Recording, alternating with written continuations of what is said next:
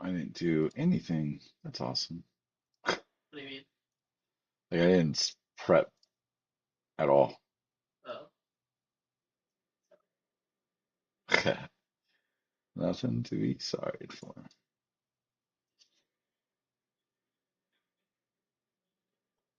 Oh, you get to do the bigger. yeah, I pay for Yeah. I was like, whoa, I don't get to make those big of posts.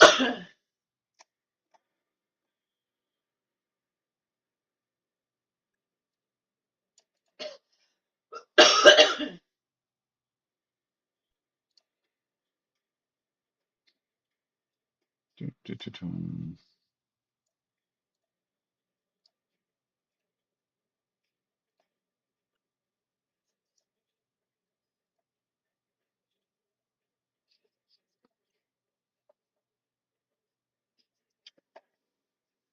Hey, Charles Barkley, what's going on? I actually just got the new UI in, and so I'm gonna place that and see how it works. So that's what I'm doing right now. And then I'm gonna probably switch over and start doing a paper map for level 7. So yeah, right now I'm just gonna set this UI as my wife slowly dies in the background with her coffin. Not my coffin. That's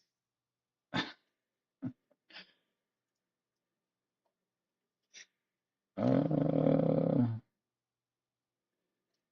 would you be so kind to post things for me? Because I didn't do it.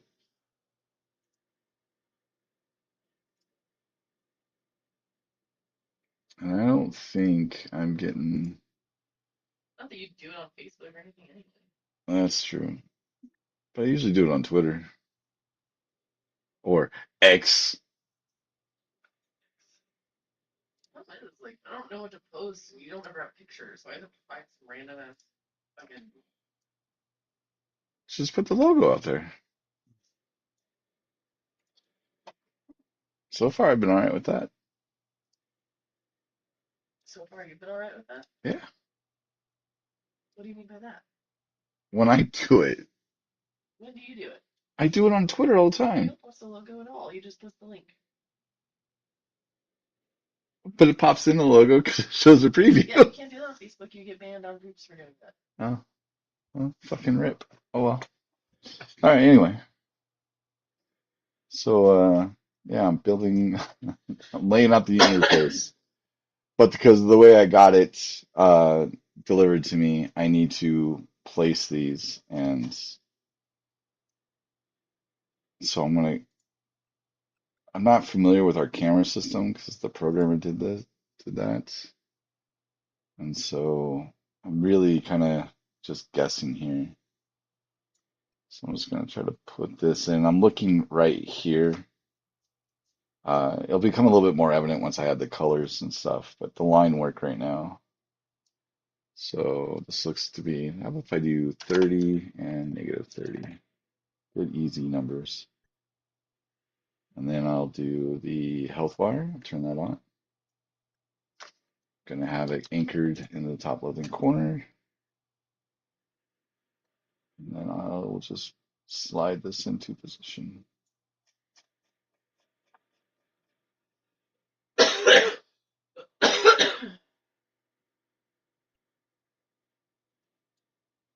All right. Stamina bar. Again, I'm gonna anchor it. And I'll slide it into position. I don't think these are gonna be our finalized colors, but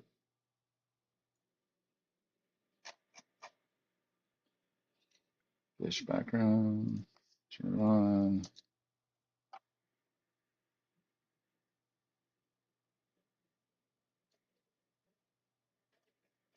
Just make sure this is lined up.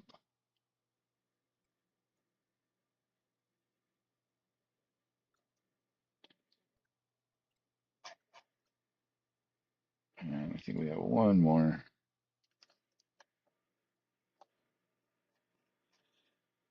that's gonna be a pain. I can't see that. So I don't know what the hell that is. Oh, is it the same color as the background?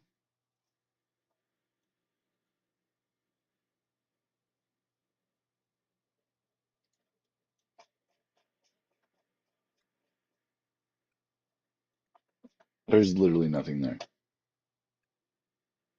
Oh, it's a canvas. Oh, shoot. All right. So I'm just gonna guess. Put 30 and negative 30. We'll see what breaks.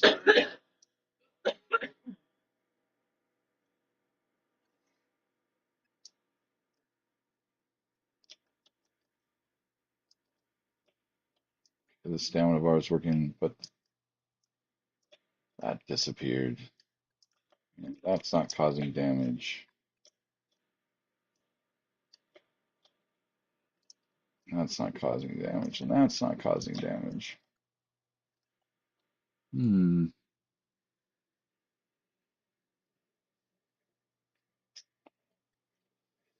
Okay, so this fill ground is obviously someplace.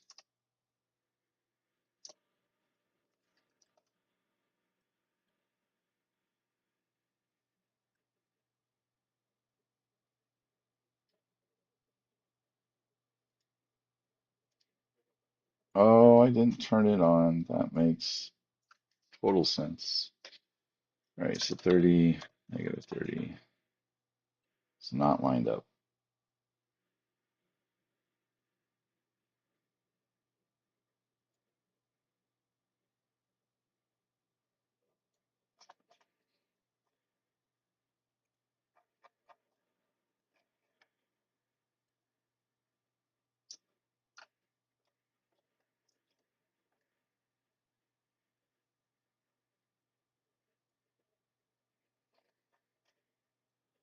Where the hell is this bar going?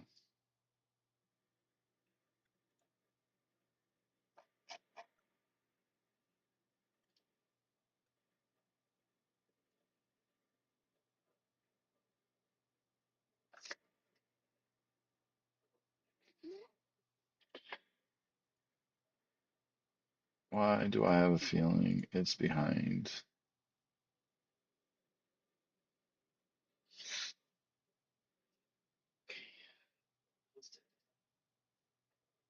What? Thank you. So why is that not?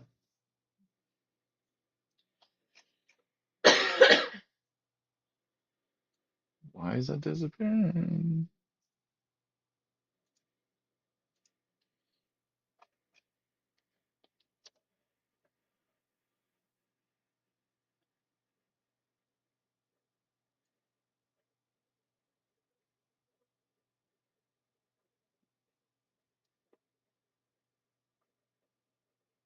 Okay, so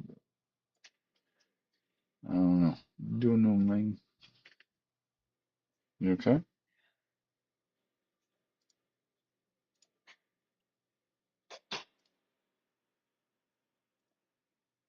All right, so this should be our health. That's not our health. That should not be our. That's our stamina. This red should be the health, but we don't have a script on that.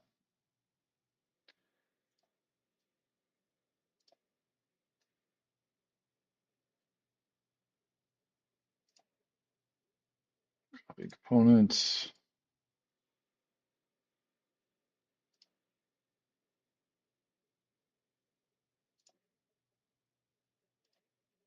Base component is new, and this should be health.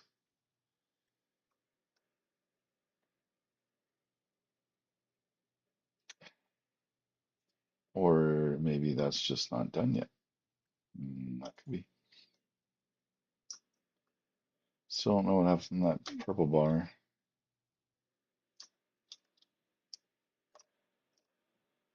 Oh, those need. Oh man, I am seeing things. There we go. But there we go. The health is now being affected. Just certain things do not have that damage. So that needs to be fixed. Okay, so that is causing damage. Cool. Right. And this should be adding, yeah.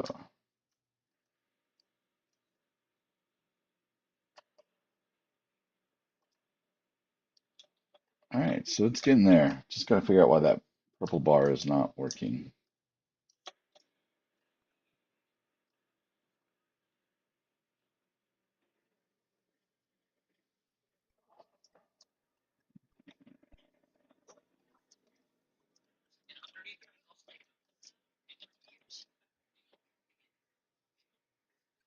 Is the is the bus on its way now? No.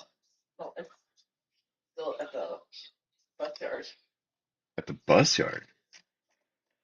So it really hasn't started going to the school yet.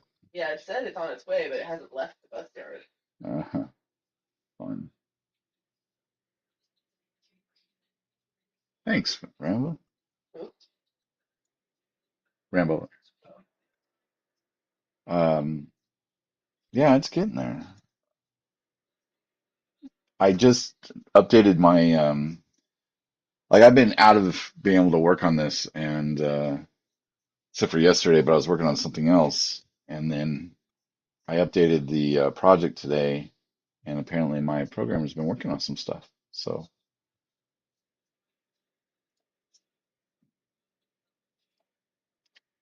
these are not set to triggers. This one is, right? Yep.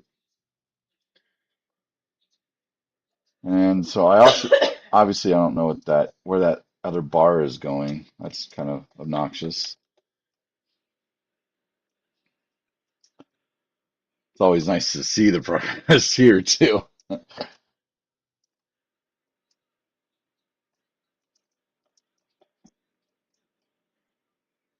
right, so some of the stuff needs to be that smack, smack, smack. Oh, I'm stuck in it. Okay, so now it's dead. So the player would die at that point. So yeah, it's getting there. It's getting there. I'm planning on starting the seventh level, which means I have two more levels after that. And then I'll start. I've already started making the art list to hand off, and yeah,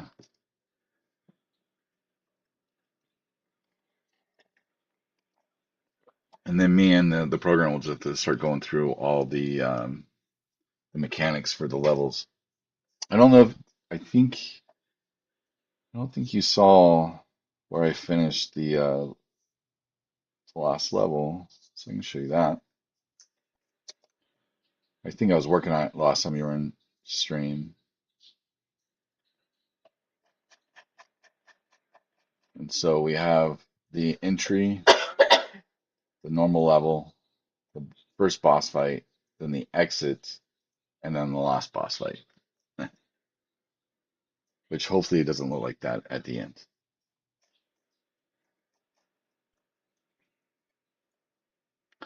But this will be like an escape timer kind of thing.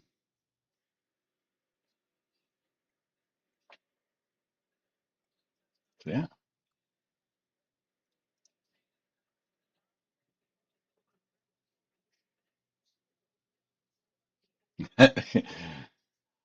uh, well, where would you like me to begin? I literally took a shape and I just stretched things until it had. At first, I only had six, and Kate made a comment, and I had to add two more. But the octopus eventually. Let's see. I have a.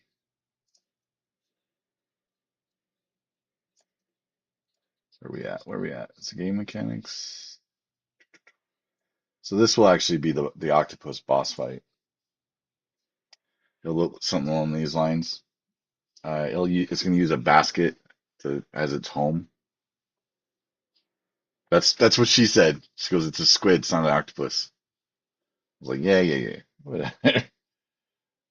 But the idea is that this thing is to protect anything trying to get out of the underworld, and so you have to knock it out of the way.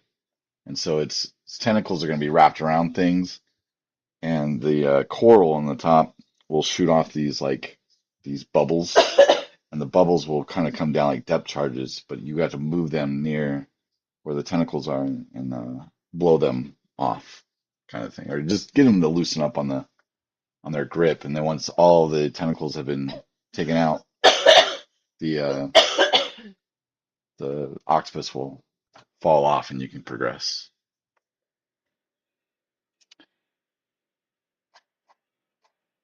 So the next level is going to have these mechanics because I decided not to use these mechanics in the underworld. So yeah, Progis. So this will be that where that takes flight.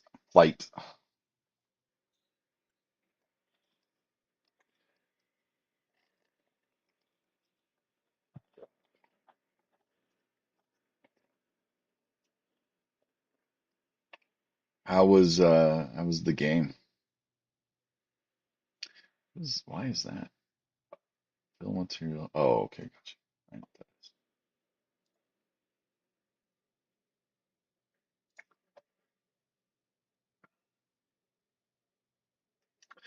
So the underworld is going to be like hell, like literal hell.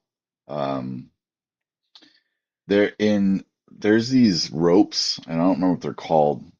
I have it written down somewhere, so once we get there, I'll know all the correct words. Um, in level 5, there'll be these ropes, and they're kind of like religious ropes, if you will. And when you're fighting the eel, it's you're gonna break one, and so because you broke one of these ropes, you get sent to hell, kind of thing.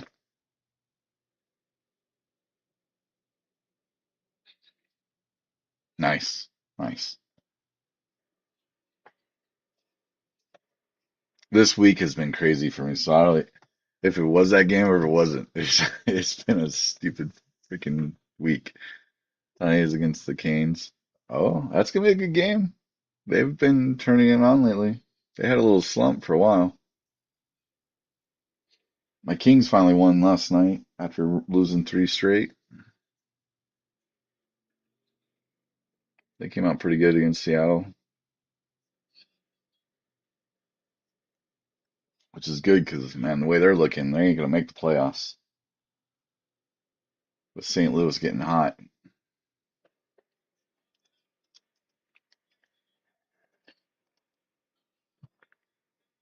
I just realized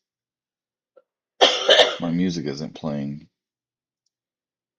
and that's because it's going into my earphones.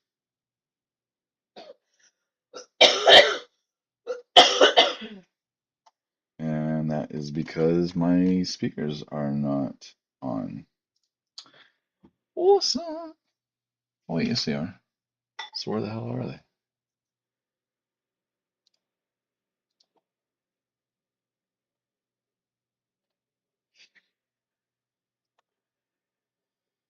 Oh, did I unplug? Oh, yesterday was such a shit show. Just to get started, I had to shut down so many things, and then I had to reinstall because my computer kept crashing.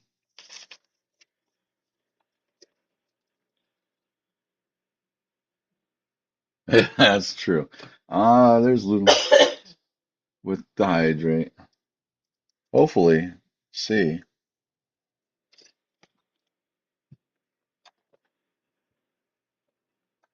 I have no idea where my yeah, like last, with those crashes and shit. My mouse stopped working, and so I started pulling just random USBs, and apparently I must have disconnected my my speakers.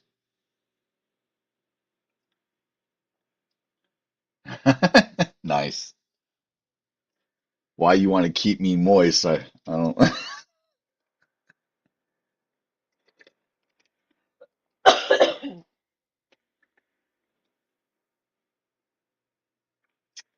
Why is my and I also need to clean up my desk super badly. All right, there we go. I think it happened. There we go. But why aren't you? Aha!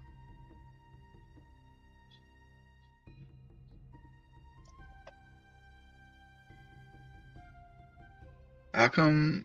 Hey, Ben, uh, didn't I normally have desktop audio and not speaker audio? This one isn't.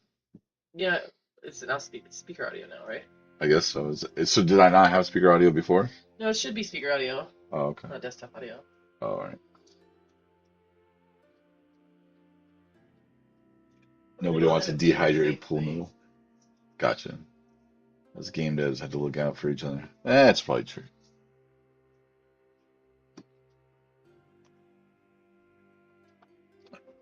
That's probably true. Oh, What? the bus just left the bus stop or the school. Oh shit. All right, man. Super weird when you say that, but all right, I got you. Go get that body. It's kind of weird with me repeating it.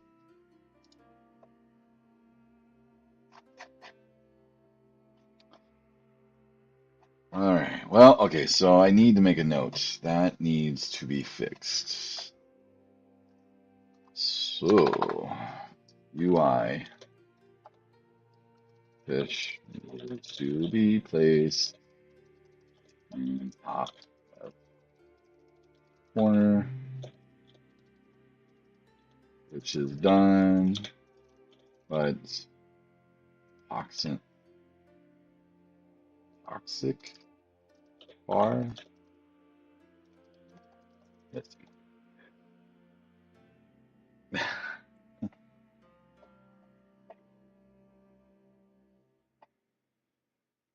Oh man.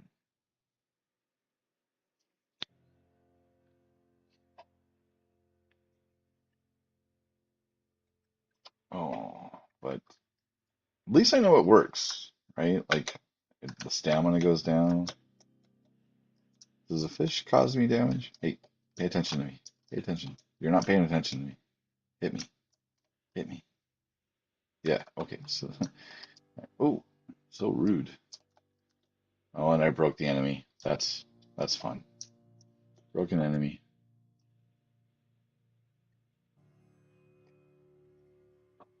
Cup of coffee and a crown and coke, and you'll be fine. Yeah, that's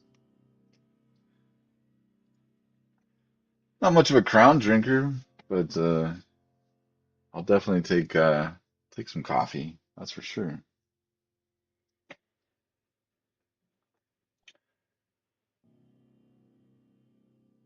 Thank you very much, Rama. Have a good night. Good luck to your balloons, and I'll talk to you next time. You're the only one there, so everybody's kid's just gonna stay on that bus.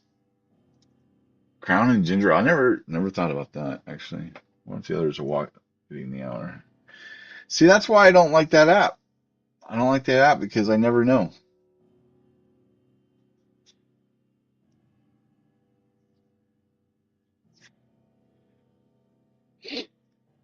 I'd be willing to try Crown and Ginger Ale. I think Coke turns me off just in general. I'm not a Coke fan. Coca-Cola, it probably should specify. Not that I'm a Coke fan either, but whatever. You get my point. All right, so I think it's time to start designing the next level. So let me think. Where where's Melanotes? Where's my browsers?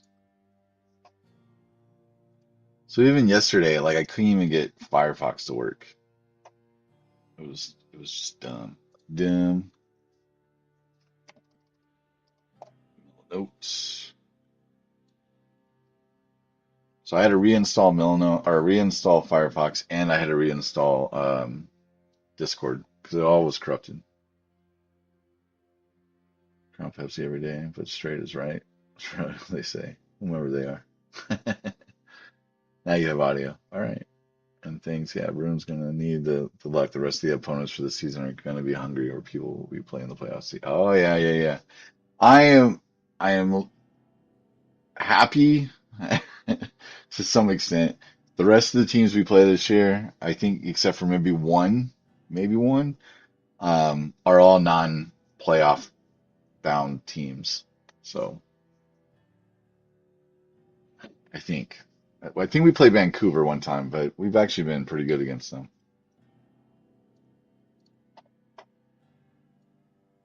Okay, so this level is going to be this boss, the catfish.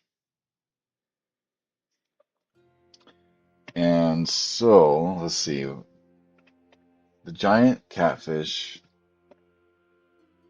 Actually, let's just go to the website here. Let's look at the lore of this catfish. I tried doing this for all my levels. I tried to go look at the history of whatever the boss is, and then through their lore, I tried to find some type of mechanic to I don't want to say honor it, but to work it in. So this is a gigantic catfish which lives in the muck and the slime and the waterways around Japan. They also inhabit large caverns. Let's try that again. Deep underground. Okay, so this is going to be an all underground level, which is perfect, and I think that's the reason why I picked it to be the level 7. I will have the player come up from hell, beat our guardian, which is our octopus, and then they will be coming into the ground, into this cavern where the Anamazu is our catfish is our boss. Okay, so we're gonna build pretty much everything underground for this character.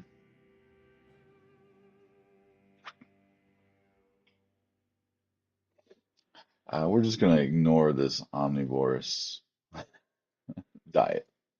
We're not gonna pay attention to that. Okay, so they behave much like their smaller cousins. They dig in the muck and they thrash about when disturbed or excited due to their titanic mass. The thrashing of the Anamazu is considerably more violent than ordinary catfish. So I remember this when we were talking about it. So I'm gonna have the catfish is actually going to cause a lot of disruptions with the world.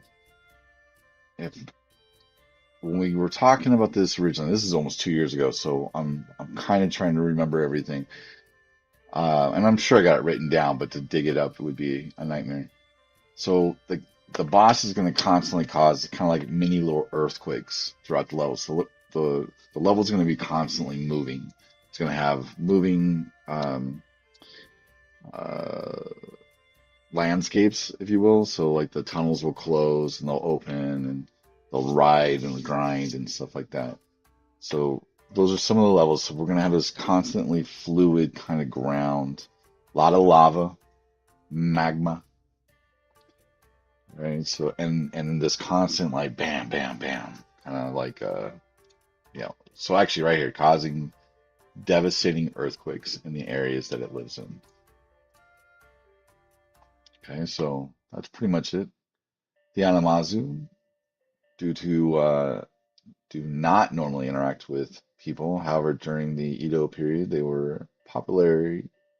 popularly depicted in newspaper illustrations. Usually these pictures showed a huge, grotesque catfish being subdued by a large number of people, gods, or even other yokai, desperately trying to calm its thrashing.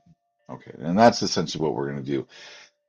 I'm going to kind of bridge like an old tale because I think what I kind of want, instead of defeating this boss like a normal boss, I'm thinking like the lion and the mouse thing, where the lion had a splinter in its paw kind of thing, and the mouse took it out, and then, so the lion calmed down.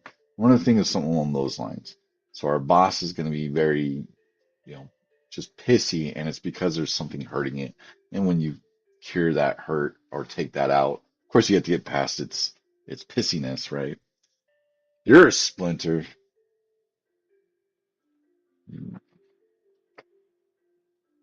Three spikes that head the fins.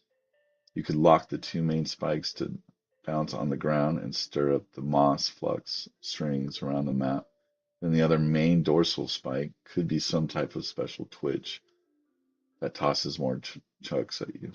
Yeah, so I like that thinking. Let me see if I have. So I think one of uh must not be here.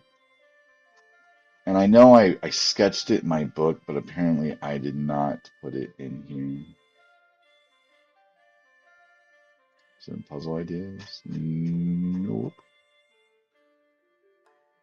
Game mechanics? I was just in that. One of the things I was thinking is like, very similar to what you're saying right there. But when it would hit the ground, it would knock like boulders down. And then I was also gonna have like this like sucking. I'm waiting for the response of my wife on this one. This where it pulls in and you have to kind of swim out of the way. So as it's pulling you, you have to kind of like resist getting basically brought in and eaten in a sense. While it's sucking in, it's also bringing in rocks and like plant life and like you said, the muck. VR. That'd be interesting. That'd be an interesting. Oh shit. So, but no, I like the idea of using the fins to do different things, like to kind of catapult and stuff. And then I'm thinking like maybe while it was thrashing around, it knocked a rock, like a large enough boulder, and maybe it's kind of maybe like one fin is pinned, like maybe the right fin, and it can't pull out, and so its tail is smacking around. And then by doing all this stuff, that part I haven't worked out yet, um, but that's what I'm thinking. So it's just really pissy and it's throwing a fit kind of thing.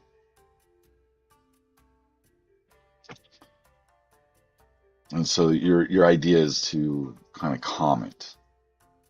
All right, so long ago, common belief was the earthquakes were caused by large dragons which lived in the deep earth. During the Edo period, the idea of the catfish causing earthquakes gradually began to displace dragons in popular lore as the origin of seismic activity. All right, so yeah, came to represent earthquakes was due to a large number of witnesses observing catfish behaving oddly. Okay, we got it. They cause earthquakes. The Kashima Shrine Prefecture is a source of famous story about Amanemazu, the deity of the shrine, a patron deity of martial arts. Name, yeah, not naming, not gonna be able to do that word justice. Was said to have subdued an Amanemazu. He pinned it down underneath the shrine, piercing its head and tail with a sacred stone which still remains in the shrine today. So actually, what if this is what is kind of pinning the is pissed off the catfish? Hey, Robin. I was gonna call you Monkey, and then with the R, and it came out to Randy. I don't know. It just happened. Um, so what if that is what's really pissing off the catfish, and you kind of have to break that, kind of like that.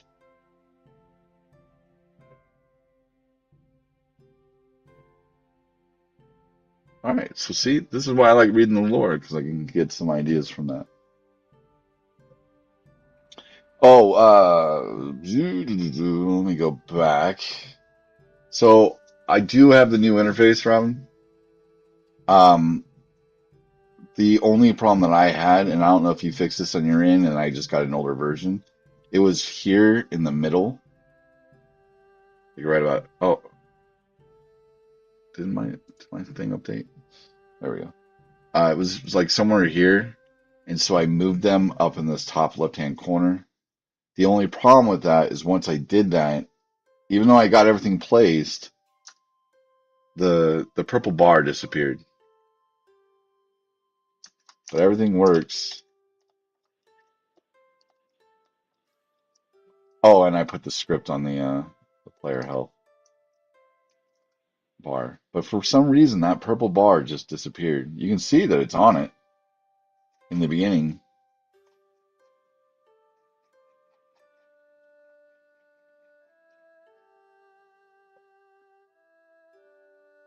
Oh, that makes sense. That makes sense.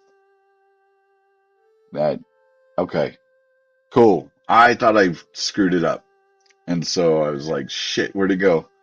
But that makes sense. It's at zero, therefore it's empty. All right, cool. All right, so then the UI is in place now.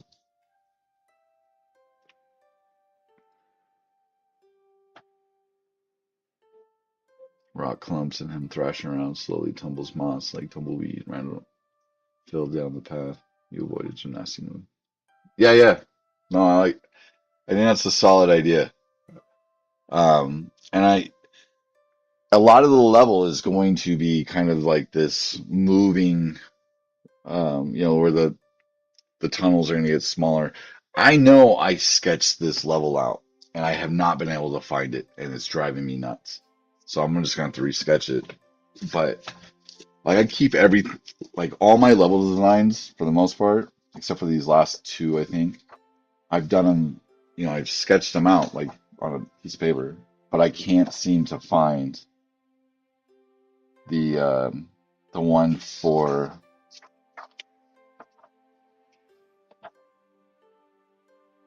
the catfish, and that's super upsetting. That makes me wonder if I had the idea somewhere else and sketched it and then didn't put it in here.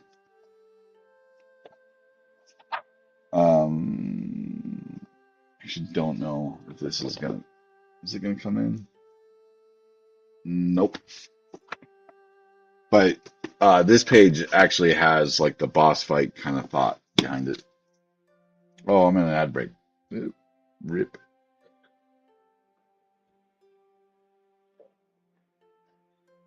Did you yell at her?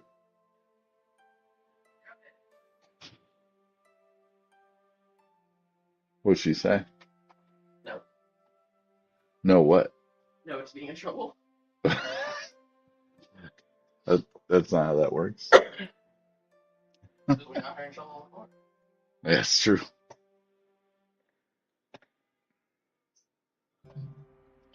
So, all right, cool.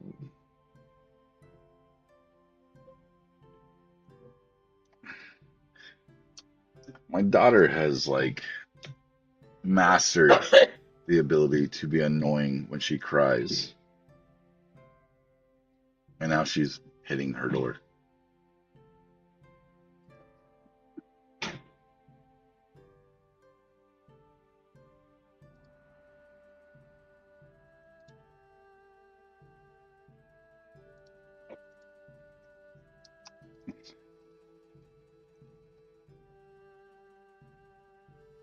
You may want to stop her.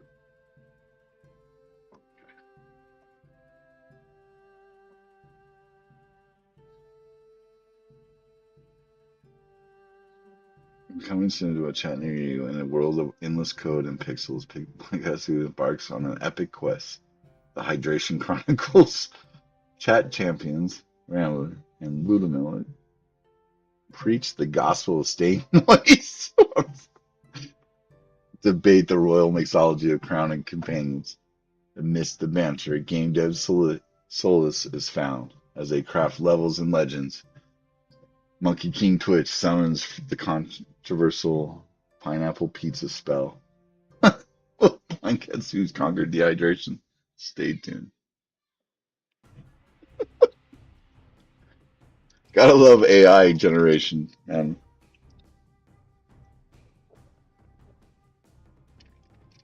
how it took all that and summed it all up.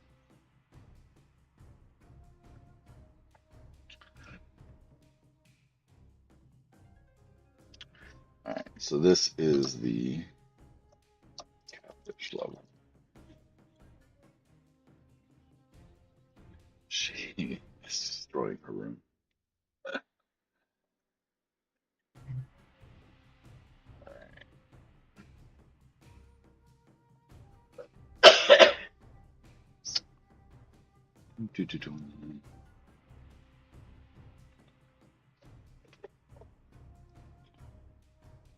Oh, I think I might have to buy the L side of this desk. My wife's not listening to me. Probably 'cause I'm What? talking about spending money. We're gonna buy? The L side of this desk walks to the center of the floor and says, "Aye." And as it was said, it will be done. Frost. With that, he slams his and tosses it in the fireplace.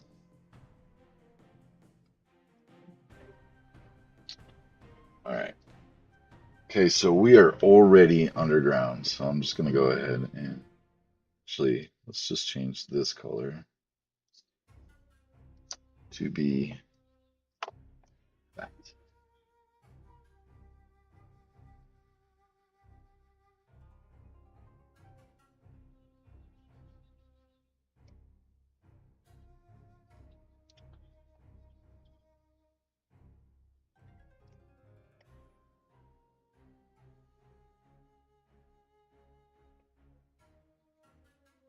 Okay, so we defeat the octopus. And so maybe we just kind of come in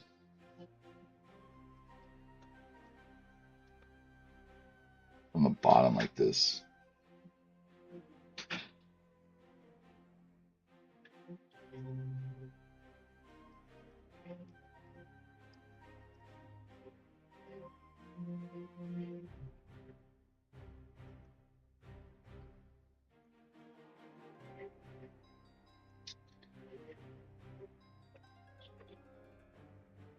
Okay, so we're gonna have it's all under tunnels. We should still have some like pockets where the lava has kind of come up into.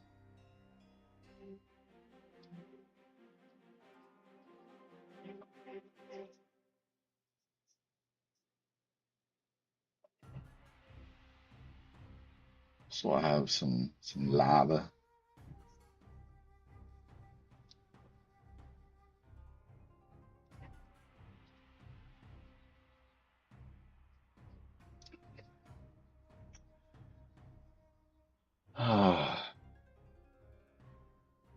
Man, always getting started is the worst. This is why I usually like pencil everything. That's you. No, pencil you. A lot of moving or sloshing or in puddles along the way. Both, or all the above, I should say. So we'll have some sections that it's kind of like just pouring. But we also got to remember that this is water, right? We're inside water. So I guess we'll just have to like go, hey, whatever. We're not running with realism here. Um,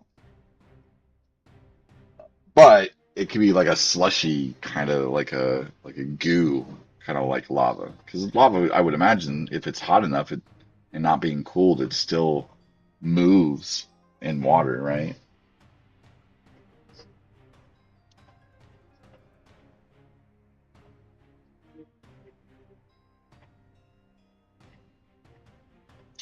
Oh, but wait. Can't use lava too much. Maybe just at the beginning here. Because eventually what I want, I am going to use what the mechanic I was thinking about using with the underworld level, where I'm picking up the moss to blow things up. Um, so here, let me explain a little bit more in detail.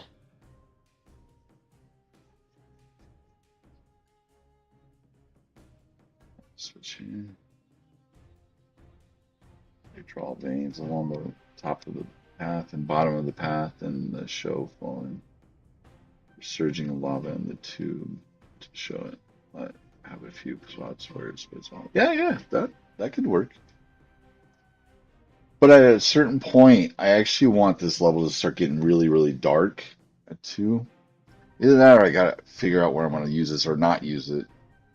But essentially, the idea for this mechanic was to pick up this kind of explosive moss, I guess you could call it. It's kind of like a light, and as the player picks it up, they gain this ability to just be like a flashlight in a sense. And in order to progress through certain areas, they have to be lit up.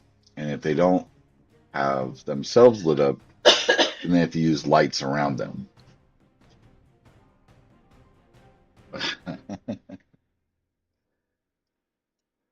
I think I got a few of those already.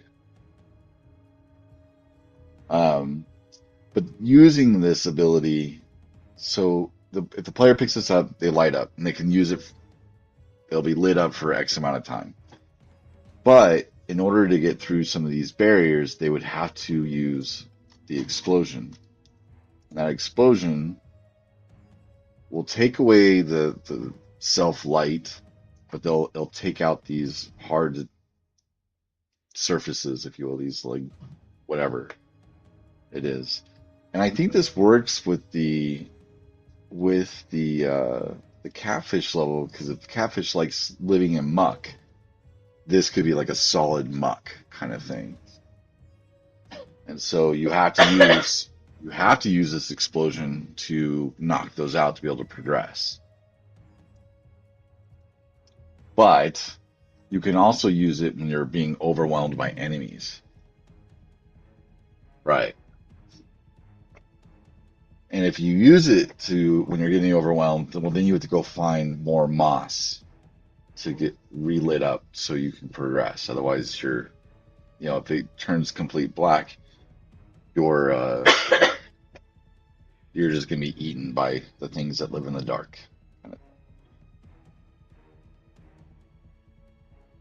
And I really would like to have this in this level. So I may have at the beginning like some lava just to show that you've kind of exited and we're still underground and stuff.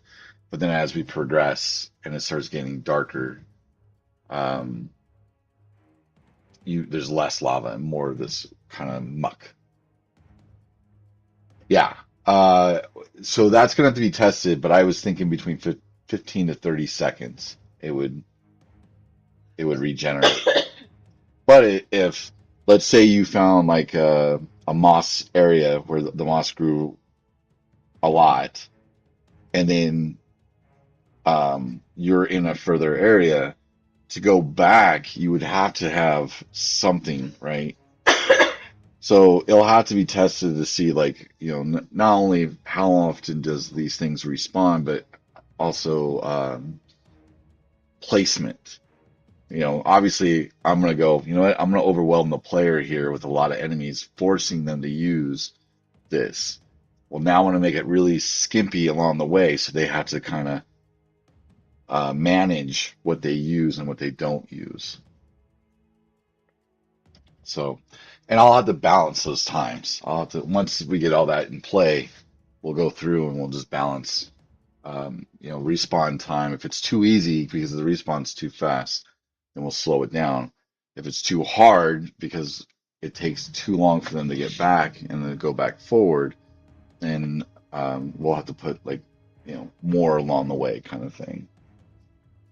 So, so yeah, I think that might work. So we'll have this opening, and it's more like it's just an idea that we're still in underground here. We're in the real world now, but not to the surface of the river.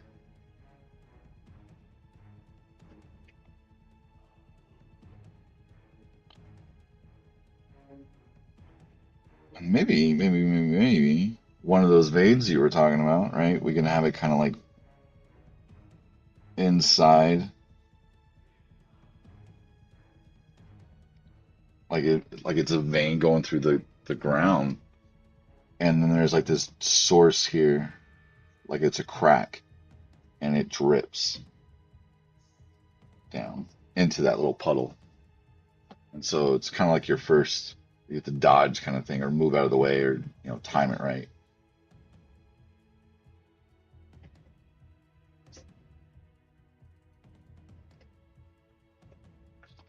I think that might work. I think that might be what we do.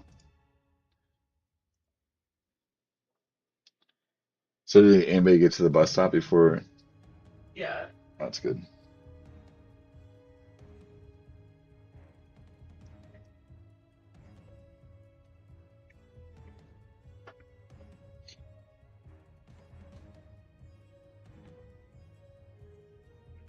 And I think this way, if we have kind of like a large cavern to kind of come into, like if this is the size of the player,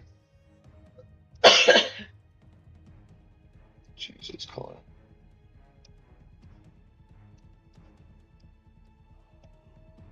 If this is the size of our player, then they have this general area to kind of get their bearings, to kind of realize where they're at, what they're doing.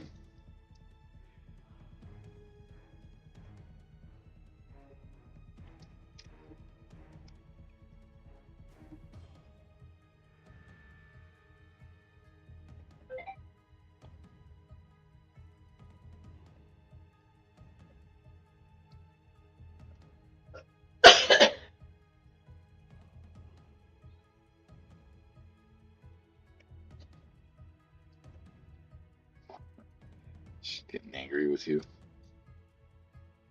huh? Yeah. All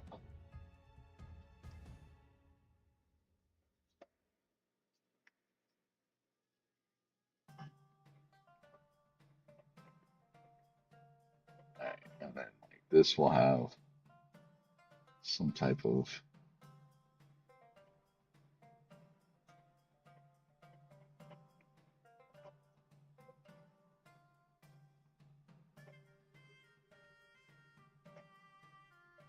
right, and that just kind of drops. And then maybe every time it hits it, maybe it has like a splash effect. So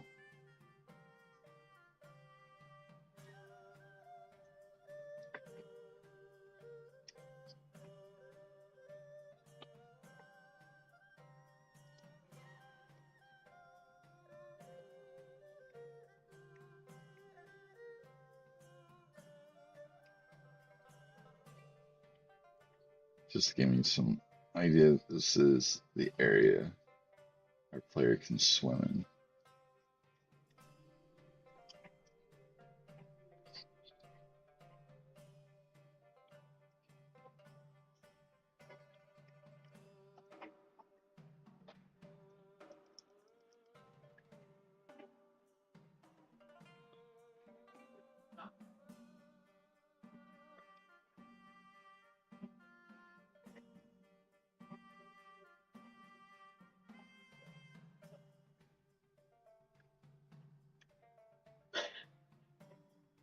So this will be our just a simple danger zone, just to avoid this,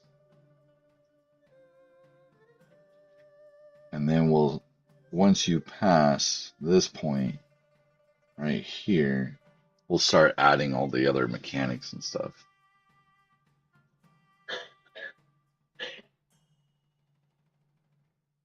Maybe even might even have like an enemy.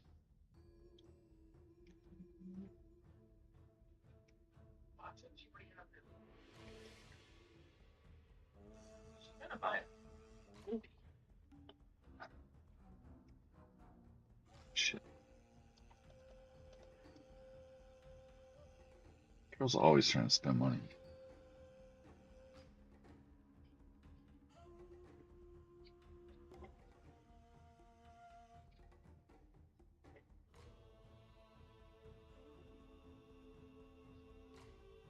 I kind of like the idea of having the veins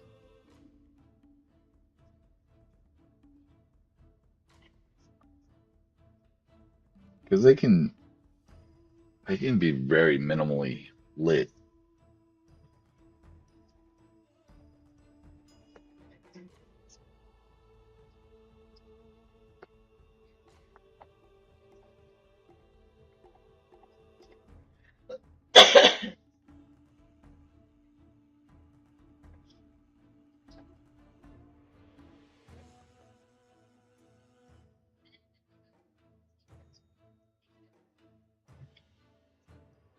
Oh god dang it! I keep putting the wrong freaking channel or layer.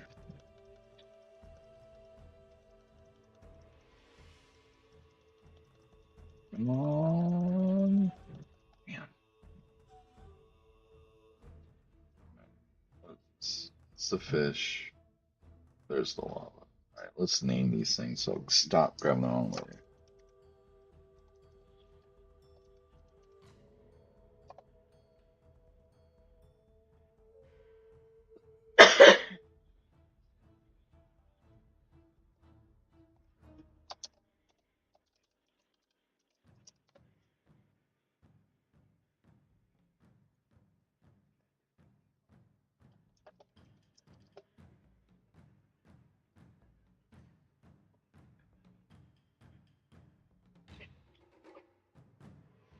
Oh, right there. Oh, yeah. So let's put those cracks back in and those kind of channels.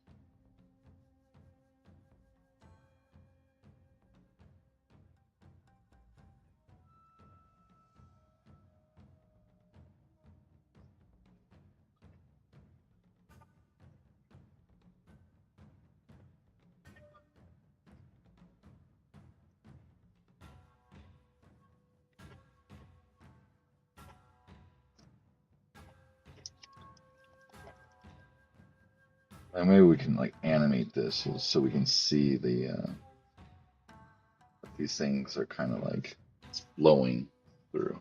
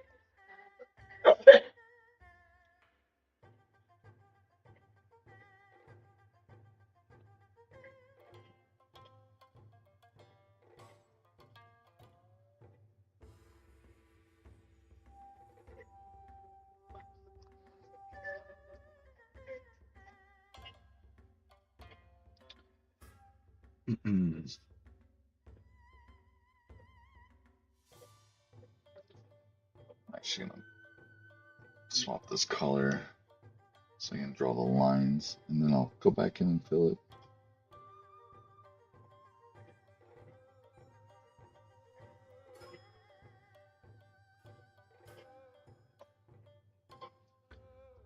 Oh shit. I didn't even switch.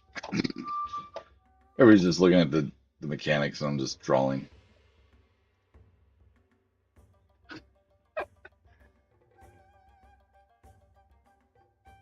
No one said anything.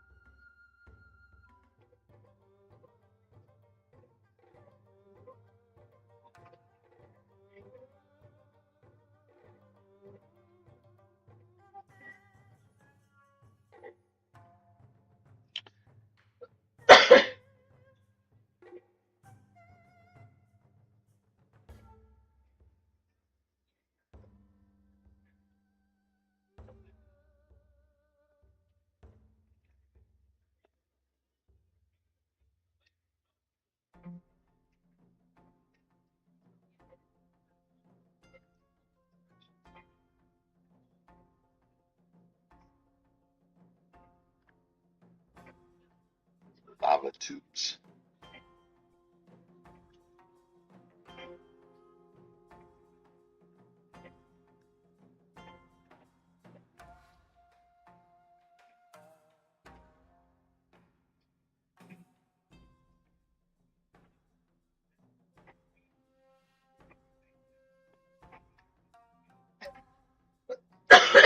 So I don't have to call them back.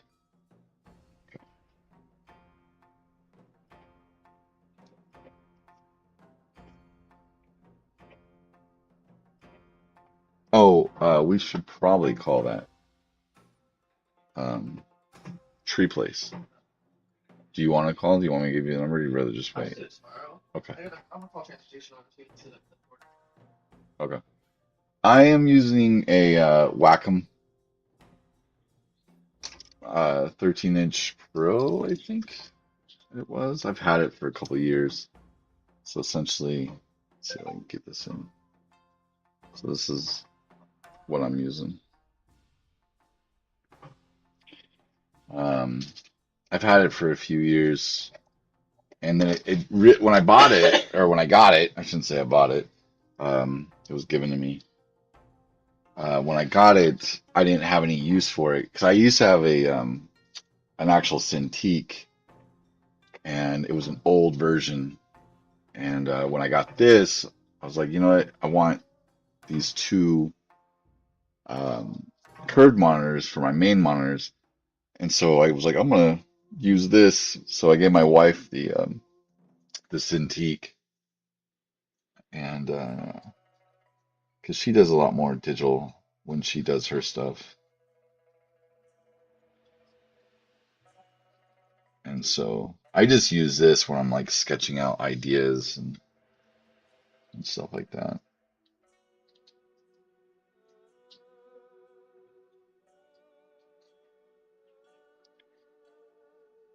I do really want a new like 27-inch Cintiq. They are so nice.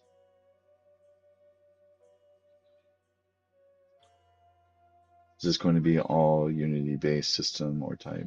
Or yeah, the whole game will be in Unity if that's what you're asking.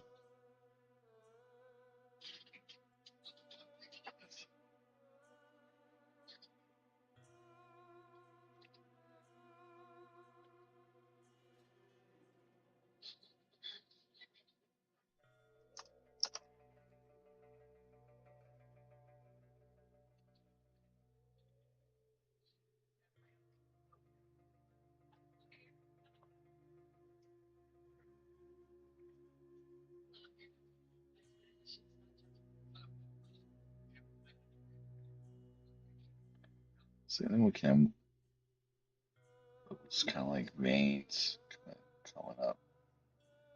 So the lava's kind of like here.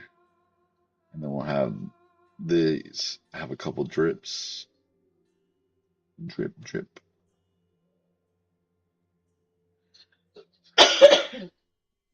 this come down a little bit more, and we'll have that vein come down. So then we have like 3 drips.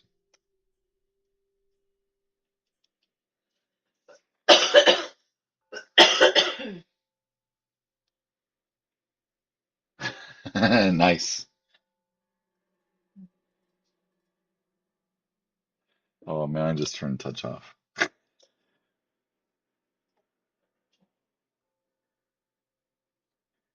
Stop hitting on me. No, actually don't.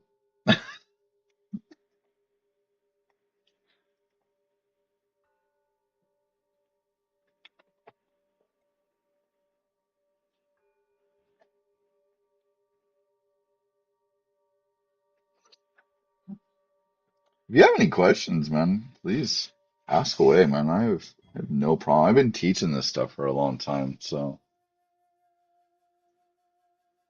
and I'm relatively new to streaming if some of the stupidness that I've done didn't reveal that. So if you have questions, man, I have no problem answering.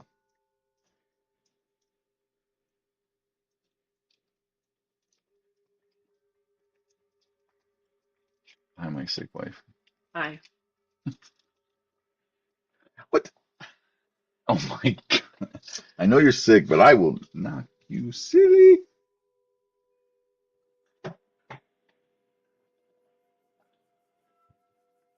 Oh my God, that's horrible.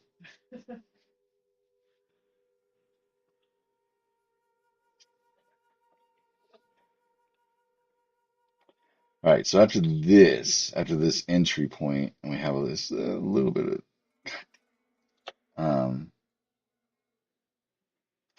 we have like a little introduction and getting back into the habit of dodging lava. This is where I kind of want to start getting into darkness.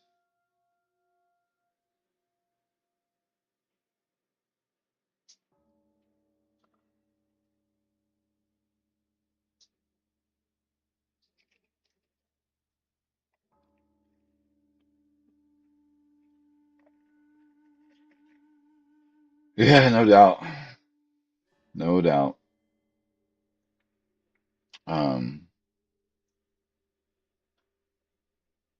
I we were going, we was cleaning the garage. This is like probably like 3 or 4 weeks ago, and I was going through one of the old tubs, and I pulled out and this is to me this is relatively new technology, but it's actually outdated at this point.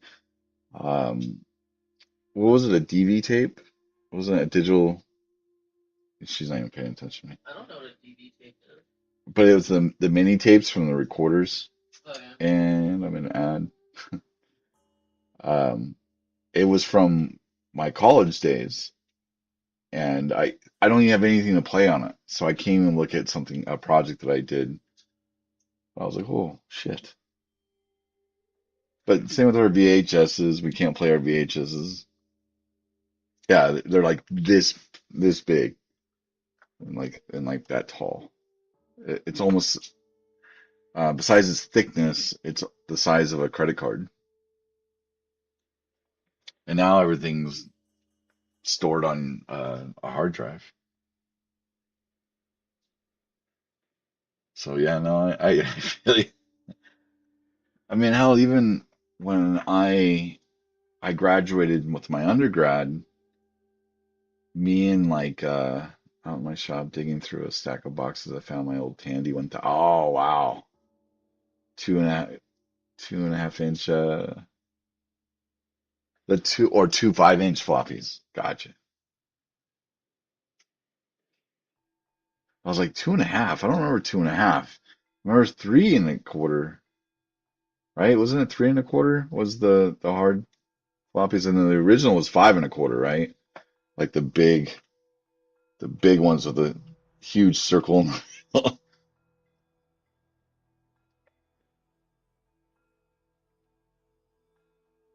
All right, monkey. I'll talk to you tomorrow.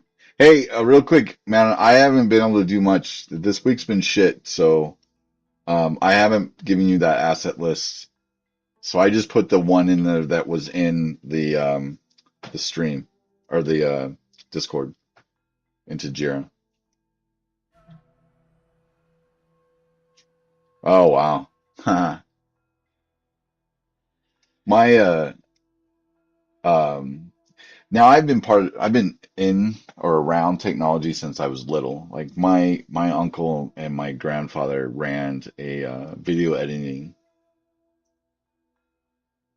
Okay, cool. They ran a video editing in the early 80s, and whenever my grandparents were watching me, I would uh I would go in their office and play games and stuff. So I remember when my uncle, what? Apparently asked it for something. Oh, I remember my uncle getting a sound card, and it was an external sound card. And so I remember plugging it in, and it's this like big thing like this, and it just made beeps. That was its sound, or like, well, I mean, it was all MIDI, right? And so we had, oh God, what was the game? I know it was Leisure Suit Larry, Police Quest, Space Quest. It was Space Quest. And when we plugged in the sound card, just hearing the doo doo doo doo doo doo doo, doo, it was mind blowing. Yeah, yeah. Thank you for that hydrate. Yeah, Space Quest. I love those games. My uncle would answer the questions for me for to play Leisure Suit Larry,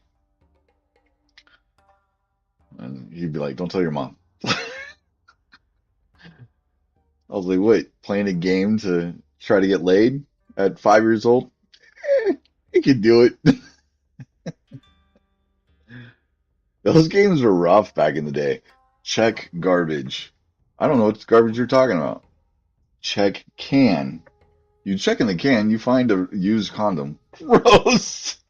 Take condom, Rinse it out. rinse it out.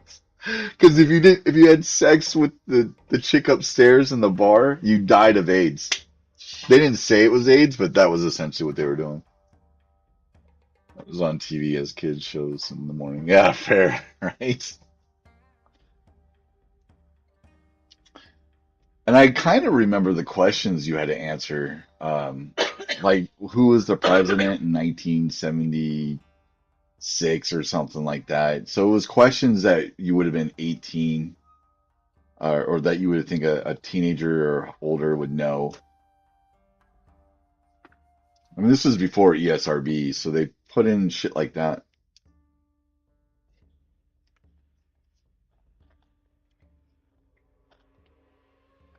But I'll never forget hearing sound coming from a video game for the very first time.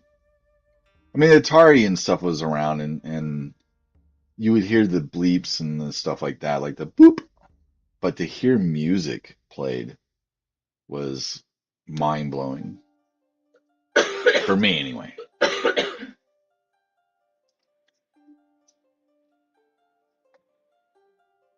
Nighthawk Flying Simulator.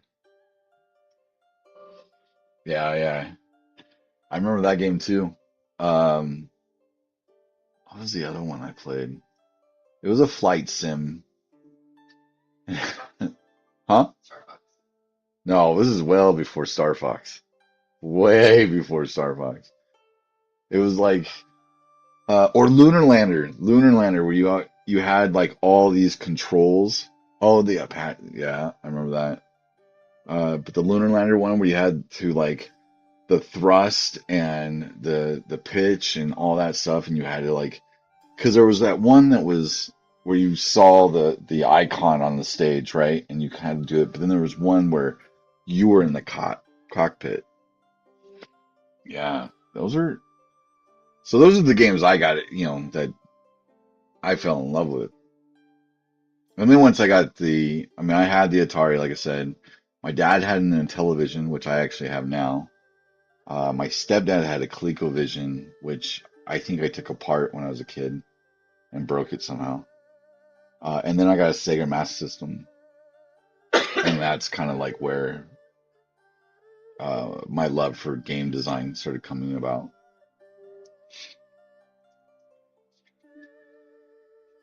It's also where I got so frustrated with the games that were coming out during that era. I mean, obviously we just had the crash happen, and so Sega was coming out, and but all the games were still very lackluster.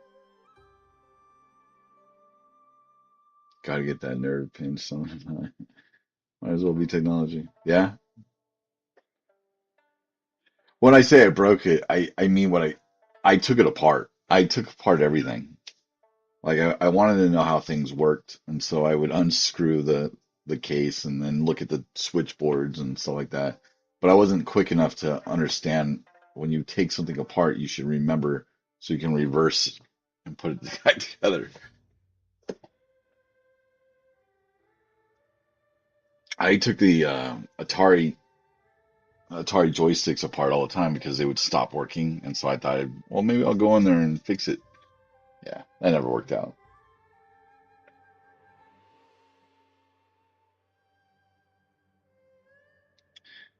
When I eventually went to college, my instructor was teaching me because one of the first classes I had to go into was like history of technology, and he brought the hard drive that was like one of the first things that he used, and it was like this big. It looked like a freaking Flintstone wheel because looked like it was made of stone. And then the punch cards for his programming. He goes, and this was one software. You just stuck it in there and it had to read it and you had to do it.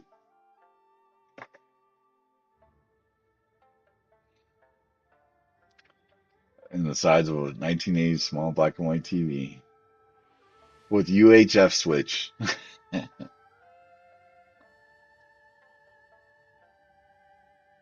My dad had a black and white TV all the way up until the 2000s, I swear. Maybe not 2000s, probably the mid 90s though. He had it on his kitchen table. Whenever we would eat dinner, he had that this little ass gray black and white uh, TV, still with the antennas. Mhm.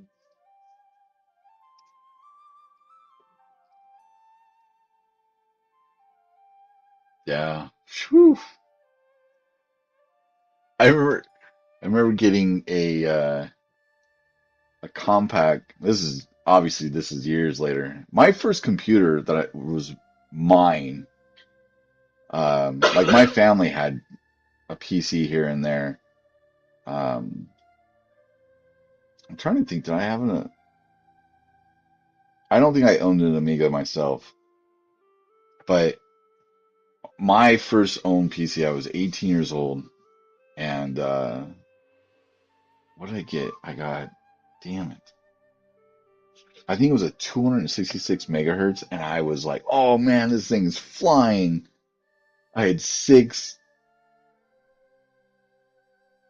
megs. Yeah, compact. That tells you how long that is. And truck stops in late summers. No, it was. I no, I. But you got to remember, it was the first one that I personally owned. I never owned one before that. Everybody else owned one, and so I didn't even get the luxury of having a good PC until years and years and years later. And I had to finance it. Oh, what was it? It was a 266 megahertz. I think it was a Pentium chip. It was their first attempt at multi-threading. Did not work. I think I had 256 kilobytes of RAM. I thought it was smoking. I thought the thing was gonna fly off the walls. My God, this is so cool. Look how fast. Take 10 minutes. Psst, it's gonna take me five. Now my phone is faster than that damn thing and holds more information. Hell, my watch probably has more processing power and RAM in it.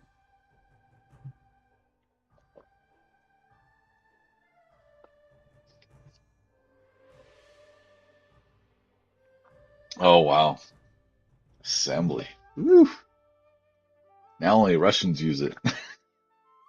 I don't even know if that's true anymore.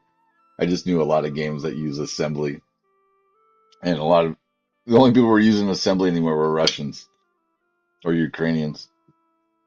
What game was that they used that in? I can see it, Stalker or something like that. It's like S dot T A dot A. I think it was Stalker, and I knew it was built all in assembly. I was like, who the fuck uses assembly? And that was 20 years ago. That's crazy.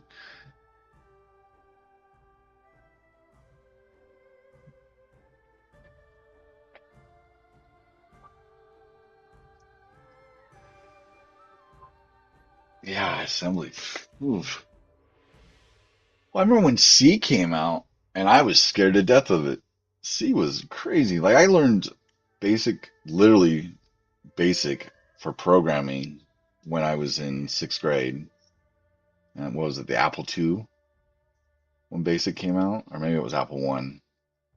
And that's how I started learning coding. And then C came out, and I got scared, and I was like, man, this is too complicated. I don't want to learn that. And what was after that? Visual Basics. I learned Visual Basics. I'm like, oh, this is easy. And then some other language, I think C++ plus plus or something, or C plus came out. Yeah, Visual Basics was super easy. Like, I'm gonna make this app look amazing and function proper and yeah. Yeah. Now I mean I do as little programming as I can possibly can. I teach it or at least I teach C sharp, but hey, this is gonna be a little nightlight right there. Right there. Um but I don't want to get too in depth with it. Like it causes me headaches. So I'd rather do design. But at least I know enough about programming. Like if I need to fix something, I can usually find it, especially if it's a silly little bug.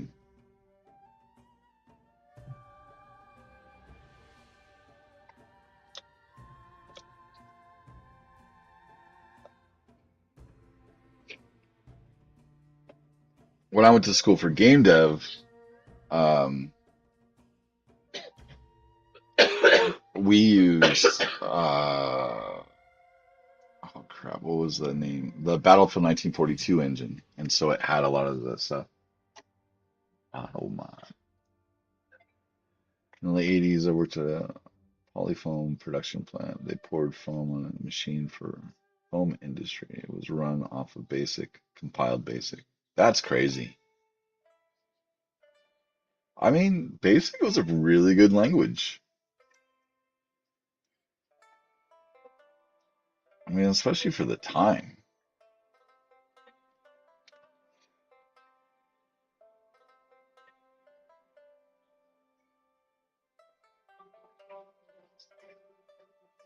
Yeah, there wasn't a lot of structure to it either, right? Like you could be pretty fluid with what you did, and it made sense. It was straightforward, and I think that's why I liked it. Um, I think once like C and C++ plus plus and all that, and it become a lot more different, and for good reason, right? Because it could do a hell of a lot more. All right, cool, Sky. Have a good evening. If I don't see you today, I will talk to you. I think I'll be on tomorrow, so you stop by. That'd be cool. Later.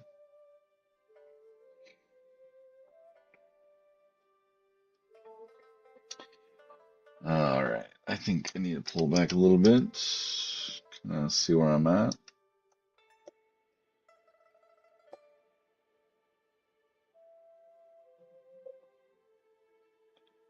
All right, so I'm gonna start getting the darkness to take place in here.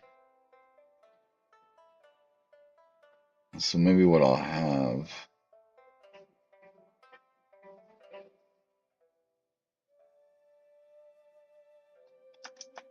this kind of like maybe all these moss kind of grow down here,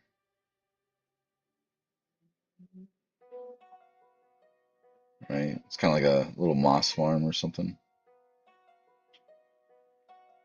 And then up here, we'll have this opening that's blocked.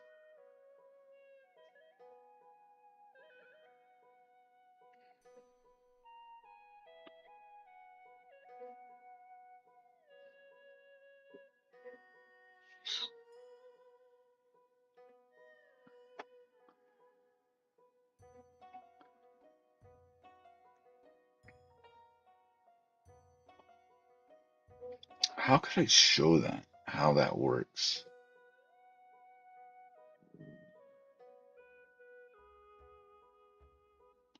What if I had like that stuff right here and like this moss was hmm.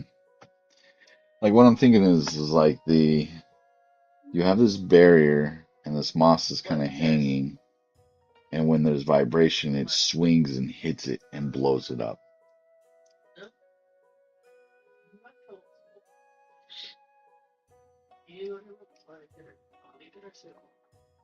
Hey, I don't like that you did that, but I love you. Now go to your room. I don't want you talking to anybody like that again, okay?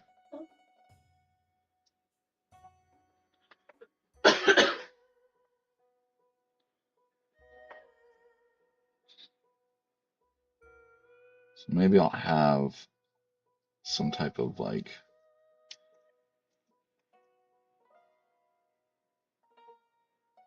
I have like the moss here, and then maybe when the player gets to this point,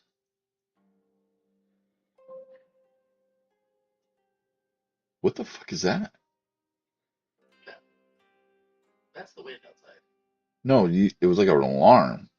That's my phone. Oh, I thought that was outside along with the wind. I'm like, what the fuck is making this weird sound? So once this trigger takes place, maybe like these blow towards this, and then this explodes, and that kind of give the player the idea of like, hey, those are kind of, I don't know, I don't know, don't know. I'd rather not tell the player, hey, look, this does this. You can do this. I hate doing that because I'm the type of player that does not read that shit. I just keep skipping through it. Leave me alone.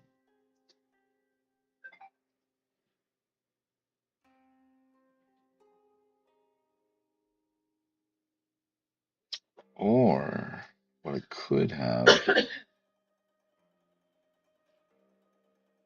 maybe. All right, so let's put the roof here.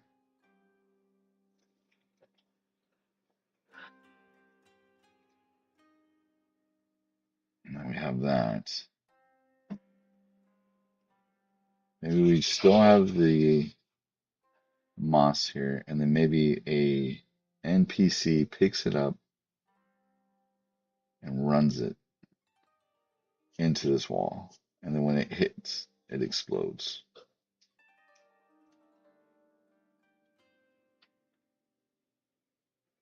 Stairs. We'll keep it to that for now. So NPC runs in to lock and explodes.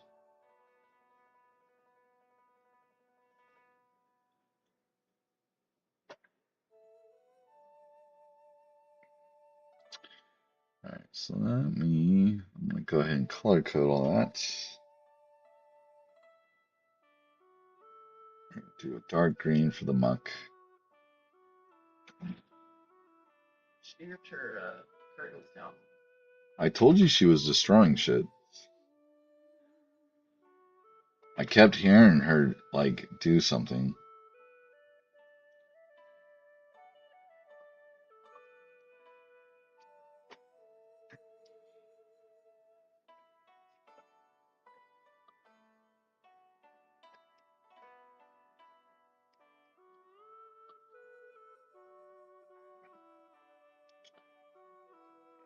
Let's get the blue kind of glow effect happening here.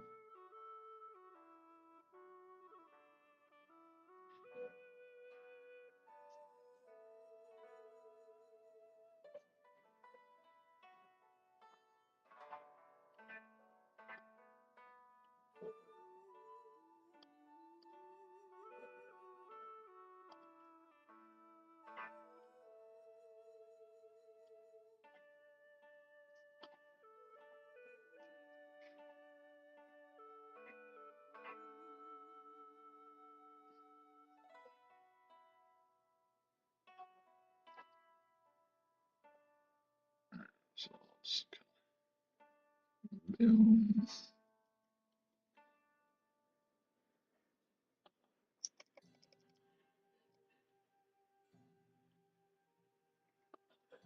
Shit.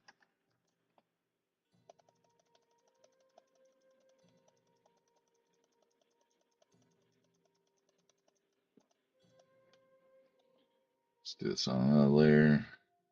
Doom, doom, doom, doom.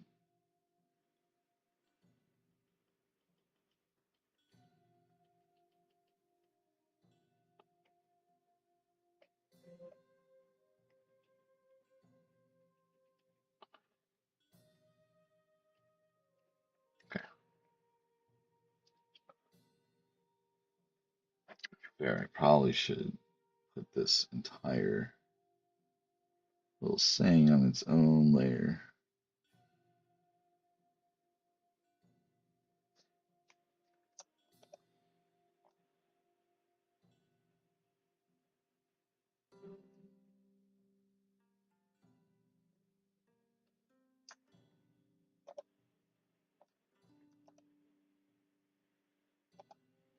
Whoa.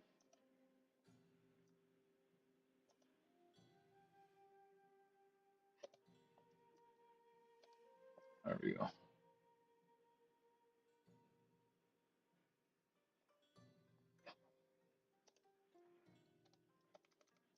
No.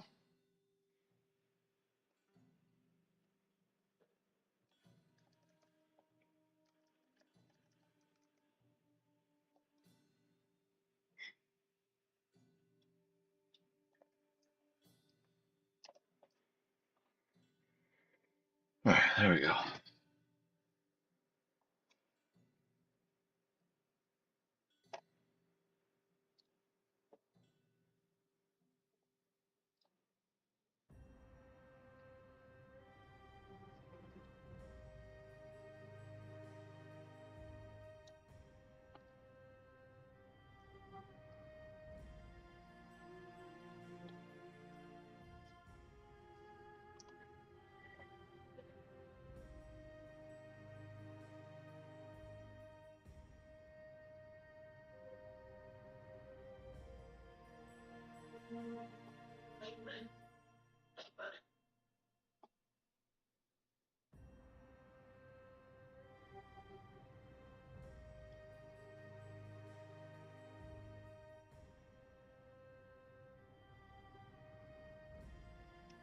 All right.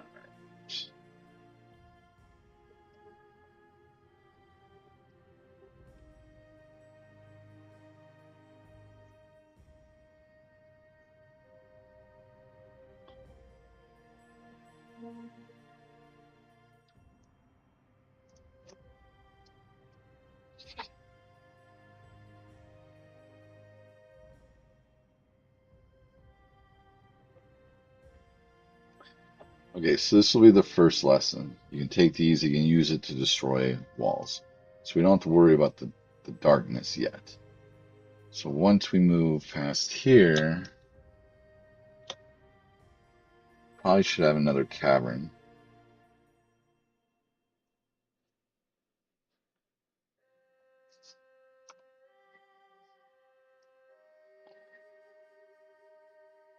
And this will be like, let's see, we can use it for might, destroying objects. So maybe this will be where there's like an overwhelming amount of enemies coming at the player.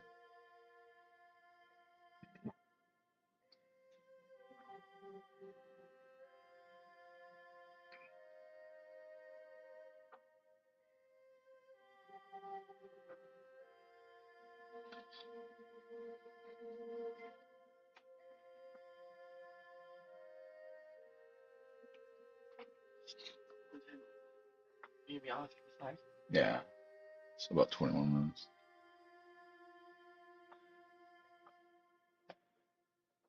The grill on What we having? the Korean steak. Okay, okay. Yeah, Sound like you're struggling. I am.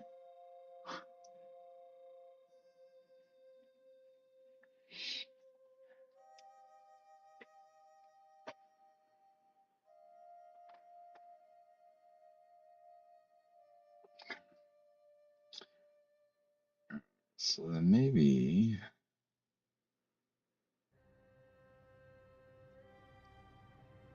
need to have.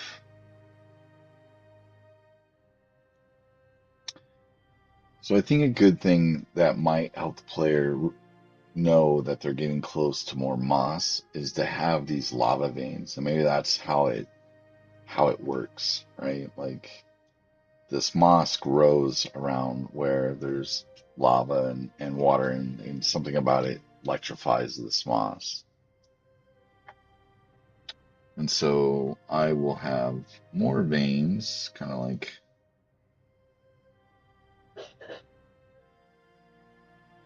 kind of going around. I want it to look like a dick.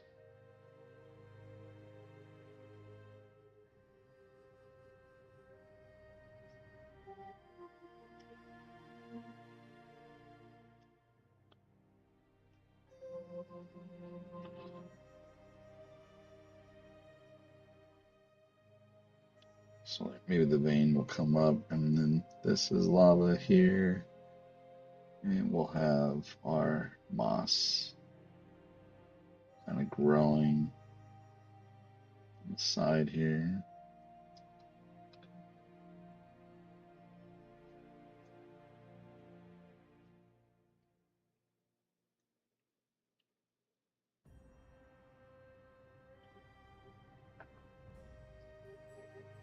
We'll have another vein coming up right there.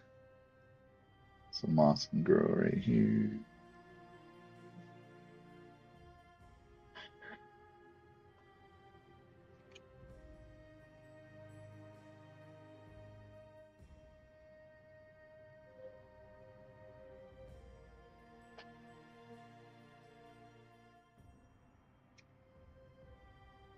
We'll have just more lava right there.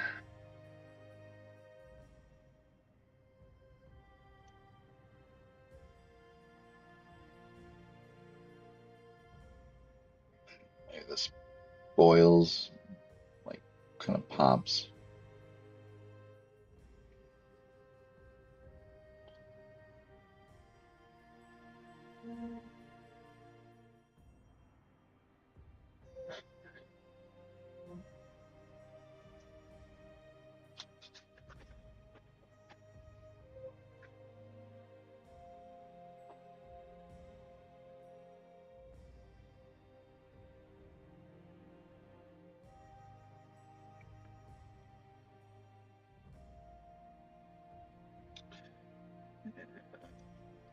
Let's just put some enemies in.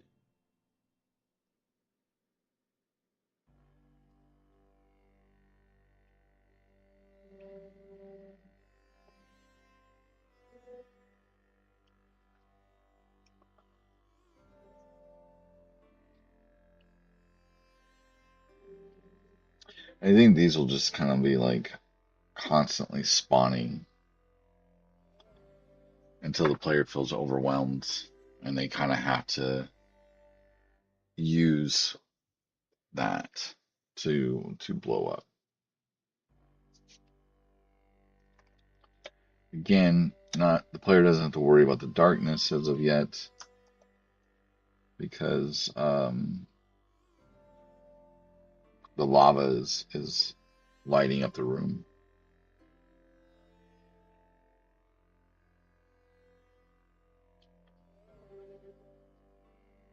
So, so we'll put another kind of like a lava tube.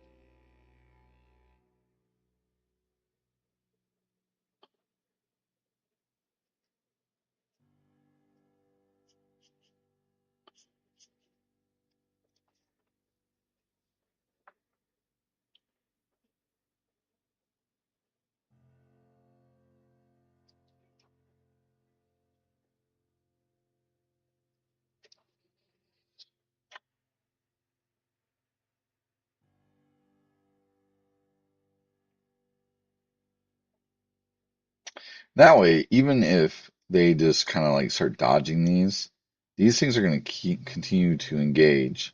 So even if they can't fight and they just kind of like book it to blow this wall up, when these guys come towards the player and they go to blow up this section, they'll blow those up too. I'm in the middle of a brainstorming section here.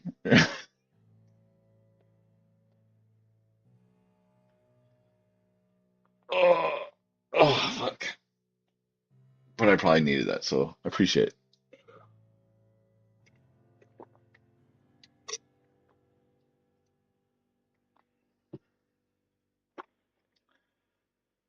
And I'm almost out of water, so I just drink your hydrate whenever you hit the points.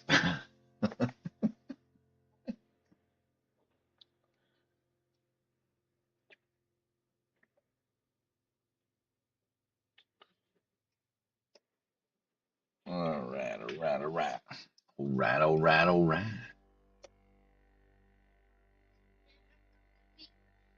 She's downstairs cooking it right now, sweetheart.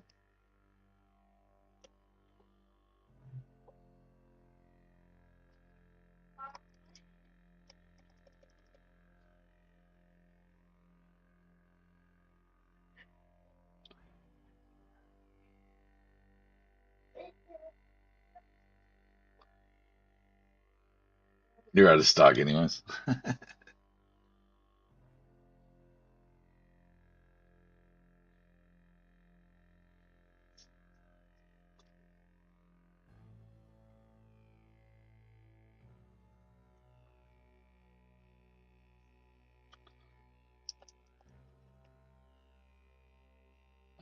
Lava bubbles and offspring.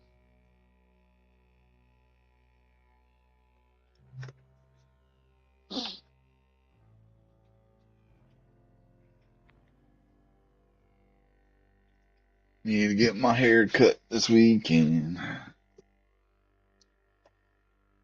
Ooh, sheesh.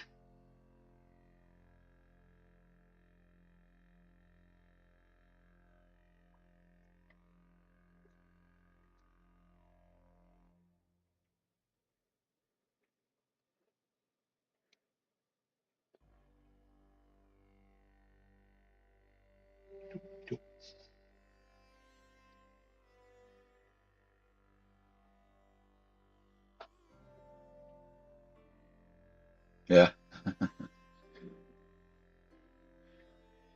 I would just shave my head, but my wife doesn't want that. It's about that time. I used to just shave my own, so I'm just like, nee, nee. But now that I actually have to like style it, there's no way in hell.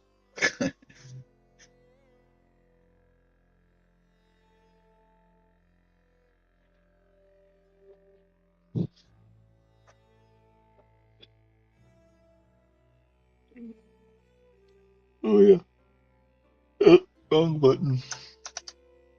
Llama. You'd think it'd be smart if I would have actually created a swatch list of all the colors I use on this so I can just, you know, dot and pick. That would have been too easy.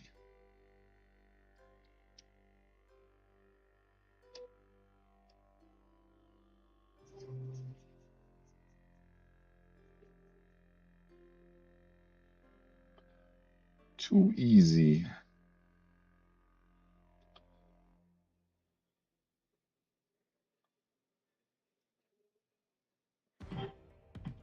Doom, doom, doom, doom. So the question is, do I get this game finished before this soundtrack drives me nuts?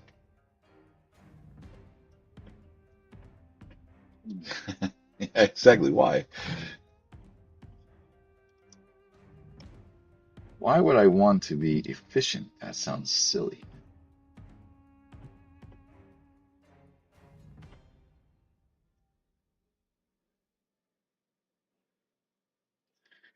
So, um, I brought up to my class today, I was like, guys, if you are super far behind, you're gonna have to start coming to like a morning session because I can't keep catching you up. We are so far behind on what we're doing. And they're all like super scared of this exam that I used to run. So before COVID, I had these pre-built games. Now they're familiar, the students are familiar with the games because it's the project that we worked on the entire quarter, but it's my project. And so what I did was I went into the code and I caused all these errors and I broke everything. Not everything, but when you have one error in a Unity script, it breaks everything until you find that error and fix it. To be honest, they're simple errors. You just have to know what you're looking for. And then there'd be nothing on the stage. Everything would be in the prefabs folder, pre-built. And so they would have to know to pull it into the scene and place things and set the properties correct. It really wasn't that tough an exam, but it did take time. And if you didn't know what you were doing, you actually just ran out of time. Or if you didn't understand the programming, you probably didn't fix that part, which means you didn't finish the game in the allotted hour and 40 minutes to do your exam. And so I've been threatening my classes. I like, dude, if I bring back this exam, most of you are probably going to fail it because you guys are not efficient. You haven't listened to when I tell you to cut corners and stuff. What, being mean and threatening? Or here, here's your project. Figure it out. Um, but I used to have like the students that came to do game design, they'd knock it out. It'd be done within 40 minutes. And really the time that it takes to spend, you're really just, dragging it and then putting it in the places. And that just takes a little bit of time. There's no matter what, it's just going to take a matter of time.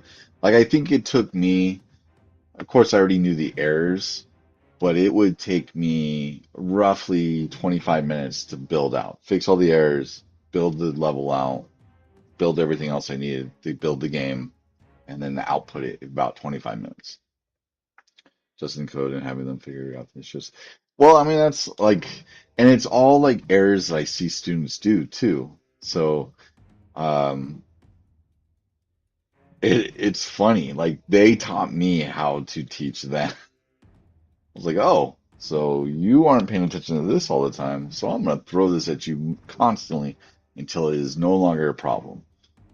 Um, like they do not remember to put semicolons at the end of things, or have an open and closing bracket or parenthesis or any of that stuff. Like they leave shit open all the fucking time. And it's like, dude, this is the cause of your errors. But anyway, so this exam could be relatively easy. But I've had kids cry because they could not figure it out. Like they were just staring at a blank project. And I'm like, how do you not know how to do this? And that, mind you, this is like the end of their junior year when I usually gave this particular one. And so they should be real familiar with all this stuff. But if they don't care, to learn everything, then they bomb it. I know it's crazy. So anyway, I was talking to them today. I'm like, guys, like I'm not gonna do the exams. Don't even worry about it. Don't for and I heard like four or five like, ah, thank you. Thank you. Well, to be honest, guys, I haven't given this test in 3 years, and it's not been since COVID. When COVID came in, it every class I've had, like new classes come in after COVID, they're not ready. They're not prepared to be forced to hit deadlines and to learn to be efficient and everything. They're horrible at it. And I think my current juniors is the last of that product. It's like whatever grade level they were in when COVID took place, screwed them. And so when they came to me, they were like, I don't want to do this. And then one student was like, a lot of us didn't realize what this would be. And I'm like, there's that too. A lot of you thought you were going to be playing Fortnite in a high school class, which makes zero fucking sense to me. So it's crazy. It really is weird teaching this level. But man, when you get the good ones, they come up with some amazing things. So it's far and few between when you have a one that's there that wants to be there and then pushes them. So, but I will say that I have to pick a senior of the year every year. And this year I had 10 seniors who I would have said, yeah, I'd consider you to be a senior of the year. And so what I ended up doing was because I had 10 of them, I made a tournament bracket and then I randomized their names best out of five. So I'd bracket them against each other and then I'd randomize between the two names. And if they won three out of five, then they moved on to the next bracket. Just like a regular tournament. And that's how I chose my senior of the year. Every year before this, I've always known who I was going to have to pick. I always knew because they were, above and beyond the rest. But this year I had like a good solid 10.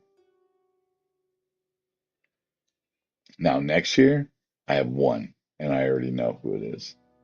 I already knew it last year in their sophomore year, who was going to be my senior of the year, which is next year for them. Like that's how bad that is. That field is so like just bleh. We'll see. We'll see if someone comes in and says, no, no, no, I want to be considered in this. We'll see. I don't. My instincts aren't there for that though.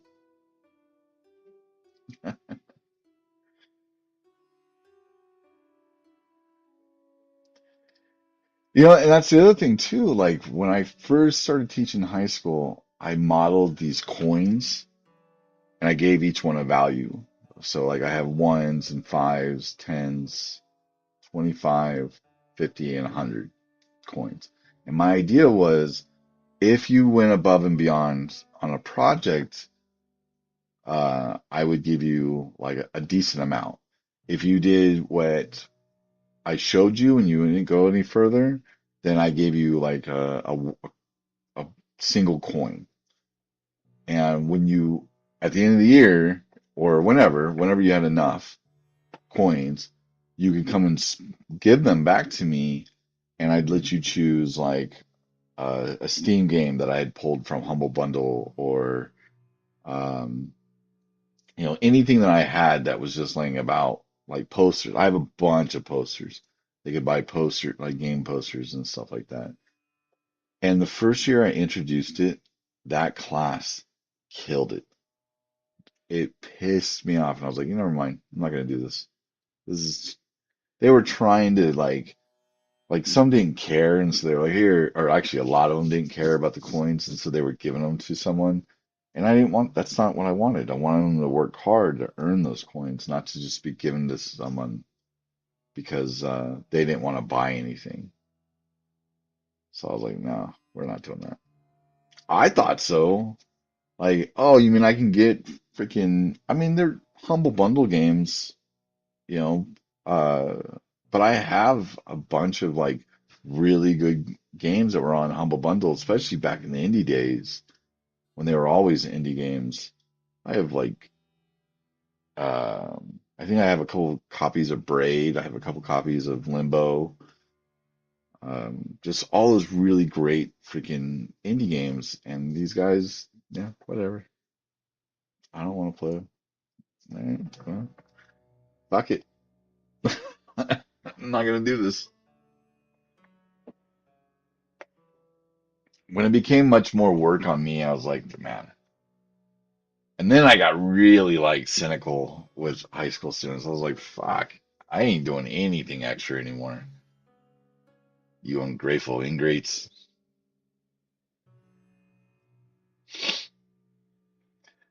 I mean, I what I really probably should do, yeah, the OG Indies thing, exactly. I think what I should do though is for those who do push it, especially in their sophomore year, I should probably give them something. Like go, hey, you guys, you earned this, and give them some game code or something like that. Problem is, I don't know how many of them have PCs. Man, there's so many kids that don't even have a PC.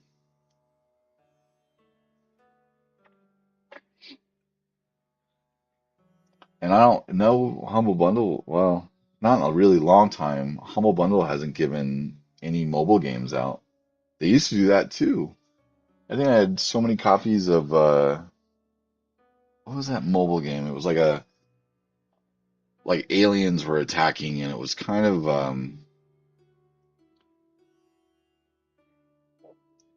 Alien Assault maybe?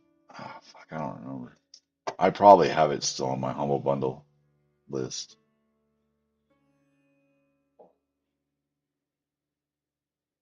Where is You want to see something crazy, dude? Watch this shit. I gotta open it up real quick though. Am I logged in? Purchases.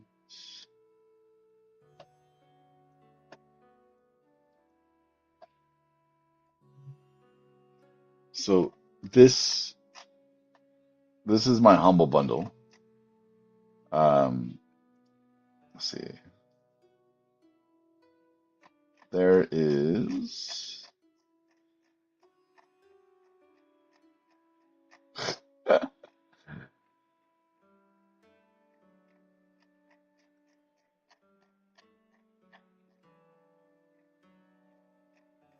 I mean, a lot of this is like books and comics too, but there's Autonauts, Awesome Knots.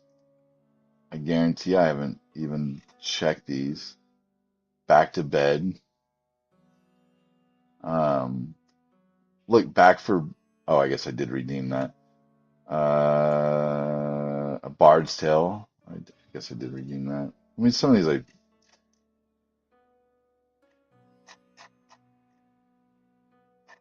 a lot of these I just bought. Basement from Edmund McMullen. There's Bastion. I think I have a few Steam keys of Bastion. Look, here's one that hasn't even been claimed.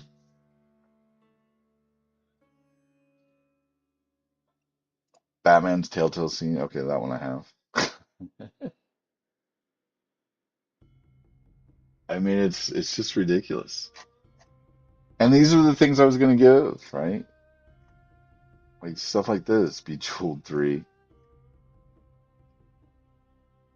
Binding of Isaac. Oh, I redeemed that. But I can give a download. Bastion, right? BioShock games. Bit Trip Runner. Remember that game? Blade and Soul. I love Blade and Soul.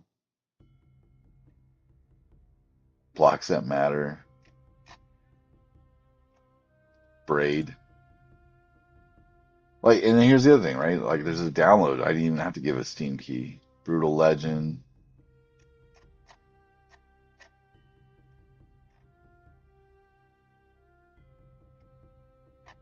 Man, it's crazy. So many freaking. And I've been buying these since, let's see if I can find. They got 65 pages.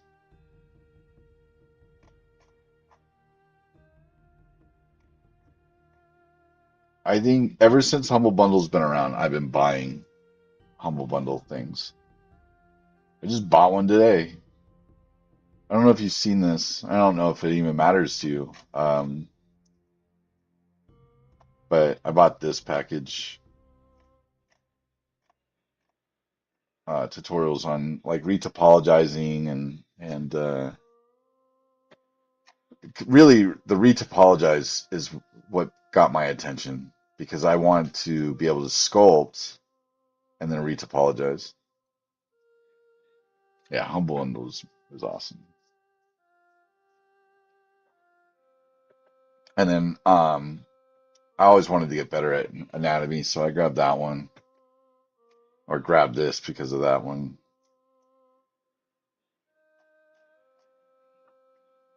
I think this is 20 bucks. Yeah, 20 bucks for all 19 items.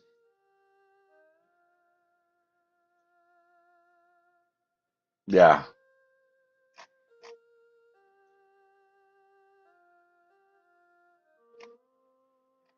And then there's retopologizing and then UV character. Because I'm still learning Blender. Oh, this is Maya. This is Maya, but this was Blender. So I'm trying to learn Blender now. And I kind of got a good feel for its sculpting, but I want to learn how to retopologize it so I can make it a character in a game. So,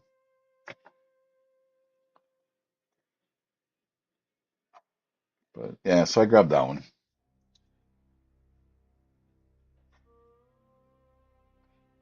One day I'll own ZBrush. One day.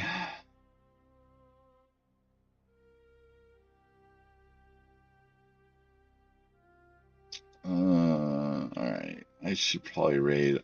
My wife is calling for dinner.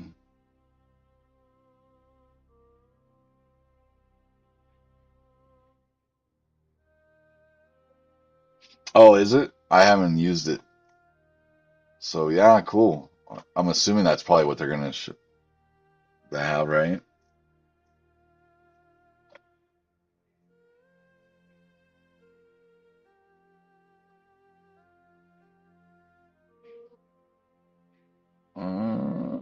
Let's see, where are we going?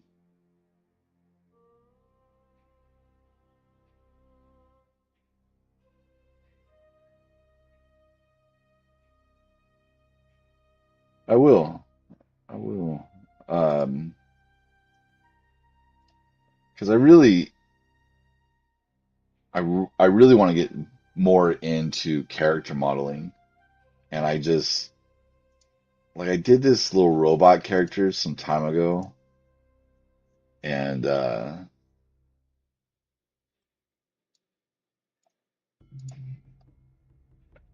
ZBrush is great, but Blender has really stepped it up. Absolutely, I've used ZBrush, but I did do some stuff like some sculpting in Blender. Let me see if I actually have. I'll be able to show you what I did. Maybe just an image if I can find it.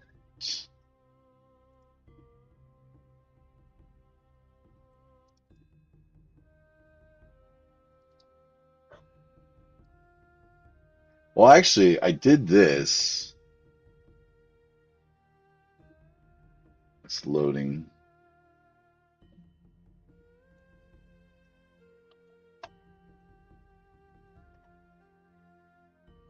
So I sculpted this out. Yeah, I know, babe. I'll be there, I'll be right there. I was actually looking for someone to raid. So I sculpted this, learned some of the tools for like this, like the I don't know what you'd call it, like the stone kind of skin to it, and then sculpted its face. But there's no way this would be a character. Oh, thanks, man. Um, there's no way I could use that as like a game character. Let me see. The one I really, really, really, really dig. I don't know if I have it with me. It might be in this one. Trying to look through these folders.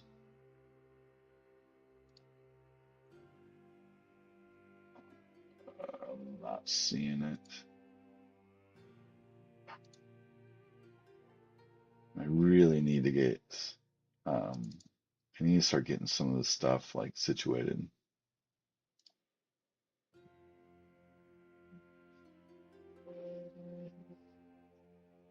I'll try to find it, but it is this demon. What do you mean? Why not? You mean why wouldn't this be a character in a game or a model for a game? It's so high poly.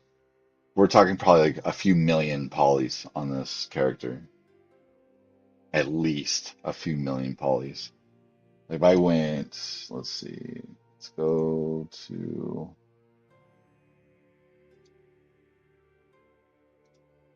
edit mode. Yeah, look at that.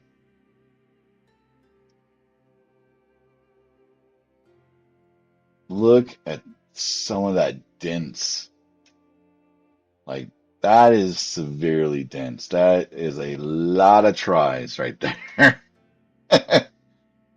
I mean, to be fair, I mean, if you looked at Garden Bombom's fucking meshes, I mean, this isn't anywhere close to that. And they got it to work. So, I mean, I might be able to do that. But yeah, I mean, look at that. What is that? I don't even know what that is. Why is it so high right there? What did I do?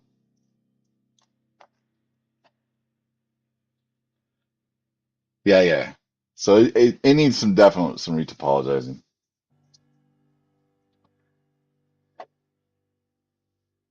Yeah, right. And then project the normal map. But all right, I got to raid. I am going to raid Dr. Mikachu. It's been a while. She's doing a cool kind of like cross between a card and a adventure game. And I think I'm pretty sure she's using Unity as well. So, Lou, I'm going to send you over there because I think you're the only one with me. So, have a good night, man. I'll be back tomorrow. Awesome. Yeah. See you guys tomorrow.